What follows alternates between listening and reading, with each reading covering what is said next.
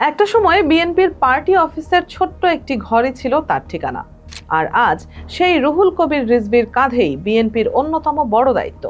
বিএনপির দুঃসময়ের রাজনীতি মনে করুন। শীর্ষ নেতাদের কেউ কারাগারে, কেউ আত্মগোপনে। নয়াপল্টন কার্যালয় ঘিরে আইন শৃঙ্খলা বাহিনীর কড়া নজরদারি, কিন্তু একজন মানুষ প্রায় নিয়ম করেই থেকে যেতেন সেখানে, রুহুল কবির রিজভী। রাত কাটাতেন দলীয় কার্যালয়ে, ভোর রাতে ডাকতেন সাংবাদিকদের, সংবাদ সম্মেলনে জানাতেন দলের অবস্থান, আবার কখনো হঠাৎ রাস্তায় নেমে করতেন ঝটিকা মিছিল। কিন্তু রিজভীর রাজনীতি শুরু আরও আগে, ছাত্র জীবন থেকেই সক্রিয় রাজনীতিতে। রাজশাহী বিশ্ববিদ্যালয়ের রাকসুর ভিপি থেকে ছাত্র দলের কেন্দ্রীয় নেতৃত্ব, তারপর ধাপে ধাপে বিএনপির কেন্দ্রীয় রাজনীতিতে উত্থান। দীর্ঘদিন তিনি ছিলেন দলের জ্যেষ্ঠ যুগ্ম মহাসচিব এবং পরিচিত মুখপাত্র। আর এখন বদলে গেছে সমীকরণ। মির্জা ফখরুল ইসলাম আলমগীর রাষ্ট্রপতি নির্বাচিত হওয়ার পর বিএনপির ভারপ্রাপ্ত মহাসচিবের দায়িত্ব পেয়েছেন রুহুল কবির রিজভী।